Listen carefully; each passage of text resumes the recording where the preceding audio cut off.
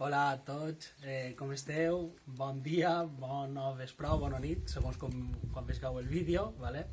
Espero que estigueu tots bé en estos temps que correm ara, ¿vale? Que s'han de quedar tots en casa.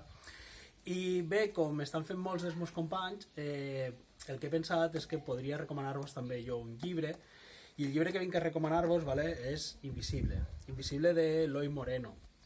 És un llibre que realment ens transporta a unes situacions o a uns moments de la nostra vida que segurament són o poden ser representatius de tots i cadascun de nosaltres.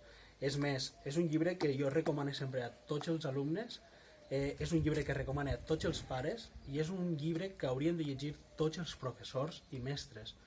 Per què? Perquè crec que és algo molt actual, molt del nostre dia a dia, i on ens veurem molts de nosaltres ens veurem reflectits.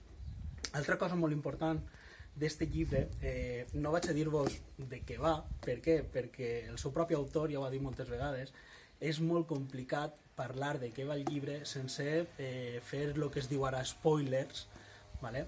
Per què? Perquè es tracta d'un llibre que parla sobre una persona o unes persones realment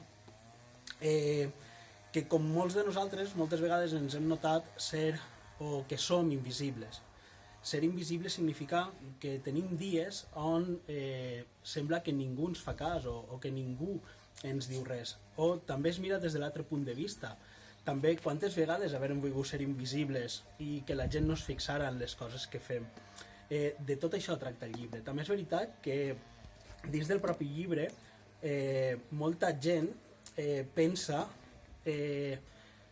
que té un toc fantàstic per certs personatges i certes situacions que passen, però ja vos dic, si el llegiu i arribeu al final, veureu que tota aquesta fantasia no és tal, sinó que és algo molt, molt, molt real i molt del nostre dia a dia. Pues bueno, espero que s'interesseu per ell. Sí que és veritat que és un autor podria dir que dels autors valencians és un dels meus preferits que hi ha avui en dia, i si podeu llegir-lo busqueu altres llibres seus, com és per exemple El Regalo, que també segurament vos arribarà a tots molt així dins, vale? Vinga, que espero que estos dies passen rapidet i a veure quan ens tornem a veure. Vinga, fins ara, adeu.